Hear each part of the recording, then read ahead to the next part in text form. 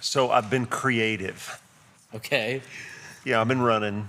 Okay. I need to dust my bike off. It's good biking weather now. I need to Okay, dust I my got bike off. But I've just been doing stuff around the house, doing push-ups, crunches, planks, jumping jacks. Yeah. But I decided the other day, I'm sure you've done these. I decided to watch a video on how to do burpees. Yeah, okay. So You ever done a burpee? You got a little CrossFit action going. You ever done a burpee? Yeah. I want to know two things. Okay. Number one, who's the guy that invented the burpee? And number two, who hurt him? By the way, I'm able to do 3 sets of 10 burpees now. And today, my first set of 10, I actually did them with the push-up, I'm sure you know how Travis is. He likes to catch us in these conversations. So I want, just in case this conversation gets caught, I want everybody to know why I quit working out doing CrossFit. Okay, it's for the world to know. There's a couple of reasons. Number one, I really, really, really like eating food that's unhealthy. Wait, does CrossFit involve your diet? Well, here's the deal. I would do the CrossFit even with my poor diet, but oftentimes it's strange. You see food again when it's not, and it's never pretty the second time. So that's the first thing. Second thing, they have these sayings where they're like, breathe when you're done and stuff. I'm like, man, if this workout takes me 20 minutes, I'm going to die. I can't hold my breath for 20 minutes. Oh, you're not supposed to breathe while you're doing it? Well, I get what they're trying to say, but the skeptic in me, we talked about that. The skeptic in me is kind of like, no, I want to breathe now. So you no longer have relevance in my life. And then the third thing, it's a little bit cultish. Let's just be honest. They have created a community. You said that, not me. It is solid. I'm going it out there. I was all about it. I drank the water, and then I realized that I like. Now, half our church members are into CrossFit. Yeah, we got a couple. Barrett Lewis, I'm talking to you right now. You own a CrossFit gym. Maybe this shouldn't be added, Travis. Barrett just made the news. Barrett just made the news. Maybe let's give him a plug now, just in case. Nothing will help your body like CrossFit.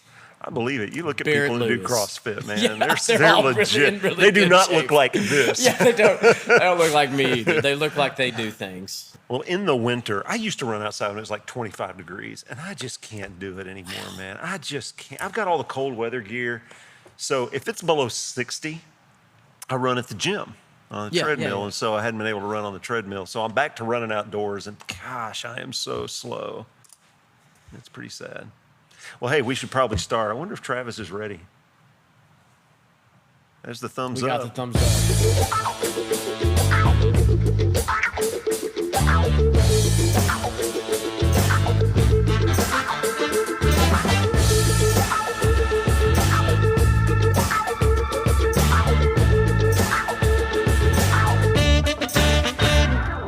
So let's roll into our good conversation for today. All right, just for anybody who's going to watch and listen, I'm going to reiterate this. It might not be the last time.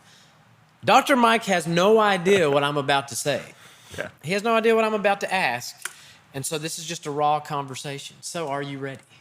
Well, I'm not sure after that. All right. We may need Travis to edit. Yes, we might do. This might require a lot of editing. Can I tell you the real reason I don't like CrossFit? It's because I'm not in shape and it's really, really hard. That's why. That's why I hate on CrossFitters. Yeah. Okay. All right. I'm going to summarize what your last video was about. Okay. You answer the question, why does God allow evil and suffering? Why is this something that he allows to take place? Yeah. We're still trying to answer that question. If God is all good, he's all powerful, why does evil and suffering exist? And you answered, for his own glory and our own good. Yeah. Okay, I'm going to break this section or this particular talk into two different sections. I want us to focus in on his glory and our good. So here's my question, okay? I'm coming at it from the perspective of a skeptic. Okay. Is God an egomaniac? That's a great question. It really is a great question. In fact, when I first started hearing that question, it really kind of chafed me a little bit. I was like, hey, wait a second. And but I think it's a legitimate question because when you read through Scripture, God is all the time talking about how awesome he is. Yeah. And God is all the time saying, worship me. Right. Don't worship anybody else.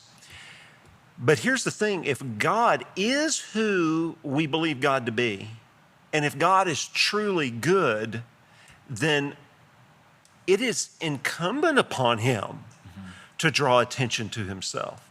So if God loves us, again, I know I keep using these dad analogies, and so I'll use another dad analogy. If I want best for my kids, I want them focusing on the best things, right? I don't want them watching smut on TV or on their computer. I don't want them listening to music that's got terrible lyrics in them. I want their focus to be on positive things, on good things. Well, if God is the infinitely highest good, then if God genuinely loves us, he wants us to fill our minds and our hearts and our whole lives with the best thing possible, and that is him. And so it's a loving thing for him to say, don't worship those things that aren't real. Don't worship those things that are going to let you down. Don't worship those things that are going to destroy your life. Keep your eyes on me.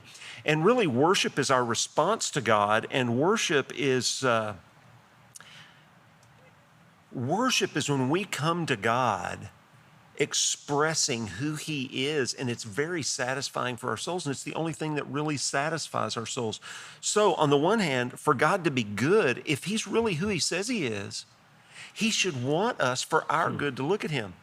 And also, God glorifies himself, again, as a dad. Let's say, I'm out boating with my kids, and we're in a boating accident. The boat sinks.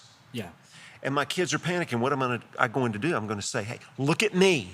Look at me. Right, that's a good analogy there. Yeah. Get your eyes on me. I've got you.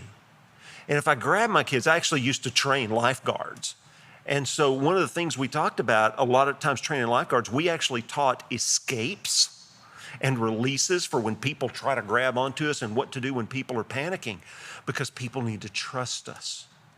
We need them to trust us. Look, I can get you to the land. I can get you to the edge of the pool, but only if you trust me. Right.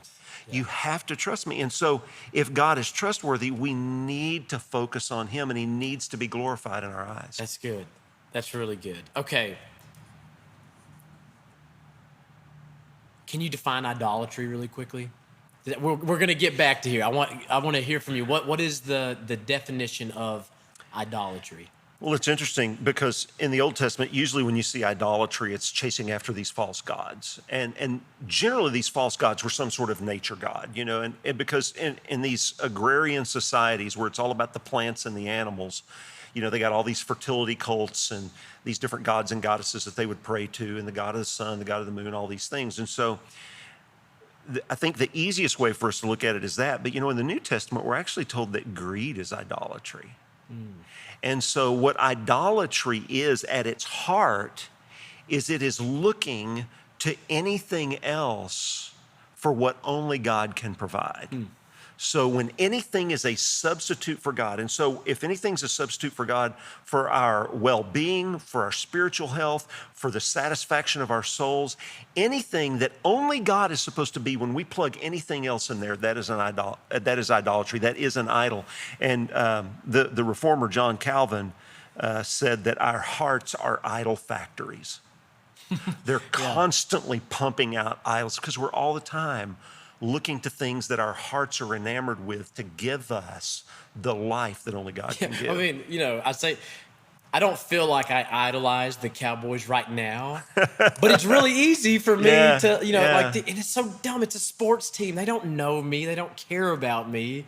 They're less upset when they lose than I am when they lose. It looks that way sometimes because they're still getting the paycheck. Yeah, they're still getting the paycheck, and here I am. I'm so geared to want to idolize these things. So, is it safe for the Christian to say that if God does not exalt himself, then it would almost be like God's committing idolatry? If he's exalting anything else, he would be committing. He has to. Yeah, that's put really himself. Well. It sure is. That was from Tom Myers. I don't know where Tom Myers got. Yes, Tom Myers. Man, mic drop from Tom Myers. Yeah. And you know, when I remember when he told me that, he said, for God to worship anything other than himself would be idolatry. We would no longer serve a good God, then we would serve a sinful God. Yeah. It just hit me just square, like, wow, he has to kind of be an egomaniac. I don't know if that's probably not the best word, obviously, but No, that would be actually unhealthy, right? yeah, that'd be unhealthy. But he has to glorify. Okay, himself. here's the difference between an egomaniac. An egomaniac wants self-exaltation because of something lacking in himself. Yes. He needs it. God does not need our worship. Right. God has existed for all eternity. We human beings have existed. When you consider eternity, I mean, not even the blink of an eye have we existed. Right. God does not need us. He is completely self-sufficient. Yeah. So an egomaniac is the one who needs that adoration. God doesn't need it. It's for our good. Far good. Yeah, I think to the triumphant entry, when he arrives in Jerusalem, and the Pharisees are like, "Well, don't let these people talk about you that way. Don't let them, sing Hosanna and all this." And he's like, if they don't, the rocks are going to cry. Yeah, that's exactly I'm right. going to get the praise one way or the other. It's just how things are. Can I share just a little testimony here? Yeah. We just came off of Easter, and part of my testimony is that I was actually 21 years old before I ever knew what Easter was. I thought it was bunnies and eggs and all that. Yeah. And Terry, that I'm married to now, of course, invited me to church to hear her sing on Easter. And I hated Christians. I hated churches. I didn't like any of it, but I wanted to be wherever Terry was. Yeah. And so she sang a song, and it's not like a song that's directly from the Bible, but it's an old Sandy Patty song called "Was It a Morning Like This?" And in that song was the first time I heard about the resurrection of Christ. But there's an interesting line in the song. And it's talking, was it a morning like this when the sun still hid from Jerusalem and two angels stood at the tomb, bearers of good news we would hear soon. But there's a line that says, did the grass sing? Did the earth rejoice to feel you again? And that's kind of the image we get here, and that's what we get from that. Even the rocks would cry. I mean, even the earth is rejoicing. Yeah. And not literal. I mean, this is obviously figurative. This is hyperbolic language, but yeah. I mean, how could you not be in the presence of God and worship? That's why we hear all these stories about people visiting heaven. And, like there's this one preacher who talks about, he was looking at these flowers and Abraham said, oh, well, Jesus is coming. He wants to talk to you. And he says, well, tell him to wait a minute. No. Right. You don't tell him to wait a minute. You're enamored with him. And that idea, like, why would I, it makes you wonder, like, what makes heaven good to begin? It's the presence of God. Yeah. And when you dismiss the presence of God for a flower, then everything there that makes it good is it's a form of idolatry. That's right. Yeah. That's right. Oh, I'm going to heaven for the flowers. No. Going to heaven for Jesus. That's right. That's right. And there's going to be some great perks that go along with that, obviously. Yeah. But that's what makes it good. And the cool thing is, and this is getting us a little bit off topic. Once again, this is a raw conversation. The cool thing is, we as Christians, we get to experience that now. We don't have to wait for heaven to experience the presence of God. Yeah. And some of the perks that go with it. I was talking in my Bible study last night, Wednesday night, I was doing Psalm 24. And I talked about how when we worship, there's so many good things. And it's going to be so exciting. We're in this pandemic right now where we can't gather for worship. And it's going to be so exciting that we're going to have to be careful not to worship the idea of just being together. Oh, yeah. But I'm careful about saying that. We want our focus to be on God, but it is God's design that we should delight in being together. Mm-hmm. That's just not the highest of the goods. Yeah. It's kind of a similar thing. We, in fact, I was just listening to it. Our D Now. Did you hear our D Now band this year? Yeah, man, they were seriously They were good. pretty good. Yeah. We brought in the DBU Chapel band to do this retreat. If you don't know what D Now is, it's a retreat. Disciple Now for our students. And one of the things that I found in student ministry is that, like, we can get so off track with that worship that we worship the worship music rather than worshiping the God that the worship music is directed to. Yeah. And we got to fight those things. It's the presence of God that makes the worship music good. Yeah, that's exactly right. It's the God that we exalt there. So, okay, I think you've hit it. You said it really well. An egomaniac is not God, because the egomaniac is trying to fill a He's deficiency. deficient. Yeah. But God has to glorify himself because he is the highest Right. being imaginable. Right. So let's get into this our good. And I have a Yeah. feeling this is probably where we're going to hang out for the rest of our time. It's gonna be hard, This is too. going to be hard. How on earth? And I kind of like us to use it in terms like this. Can we agree that evil causes pain? Yeah. Suffering causes pain, obviously. Yeah. How can Not just pain- physical pain, but emotional pain, Emotional. psychological pain, all kinds of And we're things. seeing a lot of psychological pain right now We are. in this pandemic. Yeah. How can pain be for our good? Yeah. Okay. Here's my official answer. You ready? Okay. Yep. I don't know. Okay, got you. I got you. But having said that, I mean, there are some things there. So let's go to a parenting analogy again. So how can pain benefit your children? It can let them know that something's wrong. Yep. Sometimes it's intentional for discipline, isn't it? And I'm not just talking Yeah. about like spankings or anything, but there's that emotional pain. I Yeah. mean, dude, you take the car keys away from a 16-year-old boy, there's pain. There's gonna be pain. You take a cell phone away from a 17-year-old girl, it is pain. Oh, man, I mean, yeah. and I'm kind of joking about it, but I'm not trying to diminish it. It's in their time, in their context, that is legitimate suffering and pain. yeah, It's hard. that's right. Maybe that's a first world problem, but Yeah. but it's it's still significant for them for who they are. And so, but not only that, we grow through our pain. We learn through our pain. We become better through our pain. James talks about how our suffering actually produces perseverance. That builds character into us. There's kind of the old joke that, hey, that guy's never had a belt whipping before, and it shows, right? yeah, that's right. Because we know that, I mean, who are the people that you know of in life that are the people you look up to the most? Are they the people that have never had any adversity? Or are they the people that have suffered? Right. Yeah, Right. that's exactly. Those are the Because people I it look up to the most. refines us and Yeah. it purifies us. And, some of the language the Bible uses is being purified is by fire. How you take gold, and the way they purify a precious metal like gold or silver is they get it so hot that all the impurities in it burn away. So it's left pure at the end. And so, but let me come back and say, it's really easy to talk theoretically about that when there's a lot of suffering that just ends in suffering.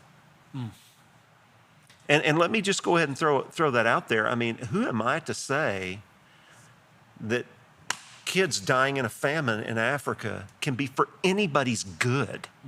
How can that possibly be for anybody's good? How can children being abused possibly be for anybody's good? Coey, I don't know. And this is why I started off talking about the goodness of God. And this is why God needs to be glorified. When my kids were suffering, and the analogy I used in the video was having them, injected with Right. needles, they don't understand that. To them, that's pointless, meaningless suffering. But I need to glorify myself in the eyes of my children, if you will, so that they will just trust me. Look, I need you to trust me. This seems pointless. This seems meaningless. And you don't understand it. And I can explain it to you 15 different ways and you still understand it. Right. But do you know me?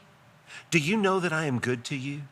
Do you know that I would never cause unnecessary harm to come to you? Do you know that I would give my life for you? Which, by the way, Jesus did give his life for us. right. Do you know, kids, that I would do anything to protect you? Yes, Dad, then I need you to trust me. This is going to hurt. You're not going to understand it.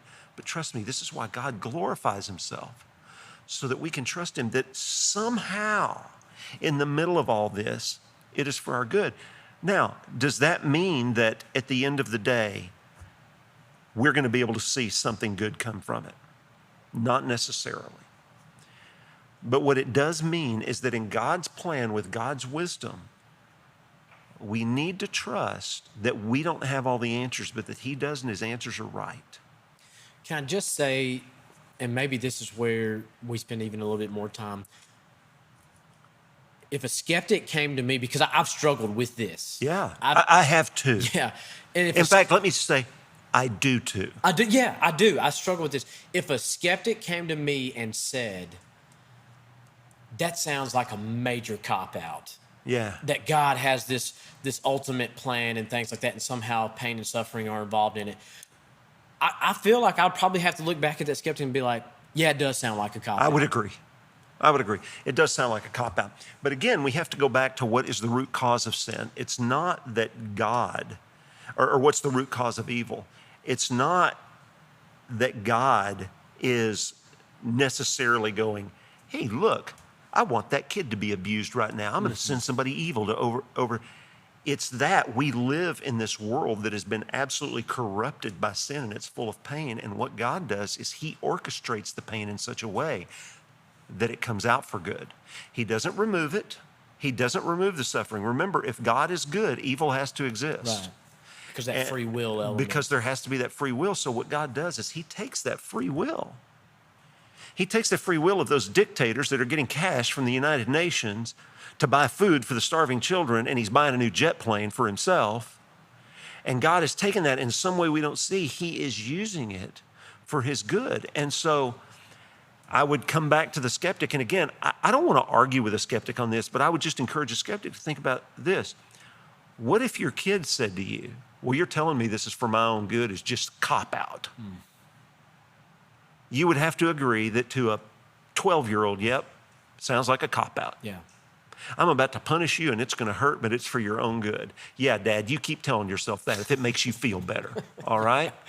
But That's I know how I felt growing up. That's right. Yeah. But I know the truth of the situation. Actually, growing up, it's funny. My dad was that way, but my mom was like, she said, I've heard people say that when they spank their kids, it hurts them worse than it hurts the kids. She goes, not me.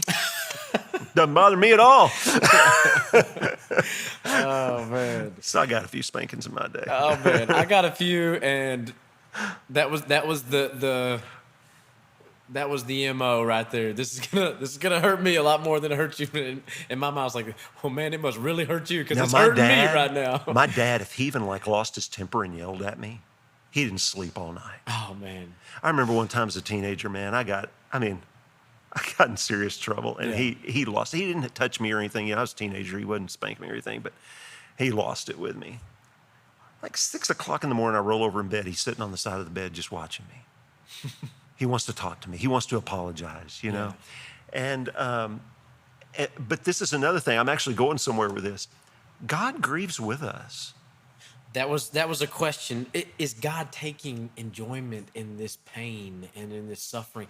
And I think, and I want to be really specific with this, because I think that Christians, and I think that even non-Christians alike would, they would be like, well, of course God doesn't take pleasure in pain and suffering from his children. But what about people that are outside of the kingdom? What about these folks who are in need of salvation? Is God taking pleasure in that? Yeah. Well, let me address something else too. We're complex creatures. Right. We can feel more than one way about something. Well, God is able to feel more than one way about something too. So let's give me an example. There was one time when I took my son's pickup away from him. I took his keys away from him. I don't remember what it was about, but I took his keys away from him. And we lived about a mile from school. And so I was out running the morning after I took his keys away from him, and I was running along. And I'm running probably 3 or 4 miles, and I saw him walking to school carrying his backpack. And I started crying. I mean, not to the point that I had to stop running, but I had tears in my eyes because it broke my heart. It was just sad, just seeing this kid walking to school.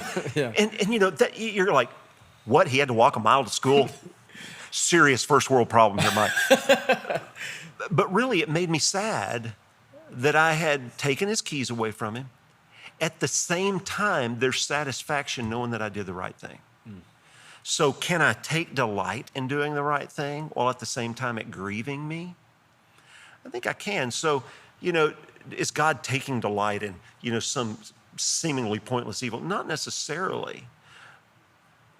But we know that God is moved with compassion when people suffer. And also, could it be that God is using suffering to draw people to himself? Yeah. In other words, your sin, he's looking at this sinful, broken world. Your sin is alienated you from me. You have earned eternal suffering. But I'm going to bring some temporal suffering to your life so that you will turn to me and experience eternal life. Yeah. And again, the skeptic's going to look at that and go, well, that's stupid. Why didn't you just show up? Well, he did show up, and people still reject. They killed him. Yeah. Right? And so whatever means, I mean, it's like with our kids, well, why did you have to inflict pain? Couldn't you have found some positive reinforcement? Well, tried that. Tried that, and it didn't work. Yeah. I want to read this quote from C.S. Lewis real quick. I'm going to give you some young person lingo. If you really like somebody, you say, that's my guy. Okay? So C.S. Lewis, that's my guy, okay? We don't have a personal relationship, obviously. He's already gone to be with the Lord before I was ever born. However, that's my guy. So I want to share with you this quote. He's your guy. Do you feel enlightened because of that just now? Because of that? No. Okay, sorry. This is what, in his book, The Problem of Pain, Yep. he says, God whispers to us in our pleasures, speaks in our conscience, but shouts in our pain. Yeah. It is his megaphone to rouse a deaf world. Yeah. And he goes on this, it's not even a rant, it's just a lot of wisdom in a paragraph there. And the thing is, like, I know that I can get so complacent without pain. And by the way, anybody listening to this needs to read The Problem of Pain by C.S. Lewis. Because that's my guy. Back in my day, we would have said, he's the man. He's the man. Okay, I'll track with you. And it's just so good. Like, you never think of pain being a megaphone, but it is. That's how God speaks to a broken world, because sometimes we have convinced ourselves. I convince myself every day that I'm not as broken as I am. Yeah. And somehow. And how do I do that? By comparing myself to somebody else. Man. Yeah. And that's a wicked sin there that we can take my us a goodness. long way, a lot further than we want to go. You want to know how broken you are? Compare yourself to Jesus. That's a tough one. It doesn't work out well. That's a tough one. I don't want to do that, though, Mike. know. I look really, really bad when I compare myself to Jesus. Yeah. Let's kind of wrap this conversation up by talking Job for a second. Okay. Job, a guy. So let me just say this. I'm sure there's going to be people that watch and listen. They know the story of Job, and there's going to be some people who don't. Long story short, Job, awesome guy. The way the story goes, Satan approaches God and is like, nobody's good on earth, but God looks at Satan and is like, nope, there's this one guy, there's Job. Yeah. And he's righteous. And so Satan starts this bargain where if he can take things away from Job, if he can bring pain into his life, he is convinced that Job won't worship God anymore. Right. God allows him to do some pretty jacked up stuff. And we get some of that new young person lingo again. So he allows some pretty. I mean, he loses all of his children, he loses all of his possessions, he loses his own health finally, and basically all he's got left is his wife. His wife. What's the phrase? Job, why don't you just curse God and die? What a pleasant woman. She had the spiritual gift of discouragement.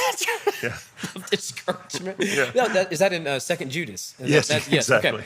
And so, anyways, he loses it all, but in the first 2 chapters, he's still praising God. Yeah. Well, a lot of times we stop there because then you got it's like 36 chapters where he kind of.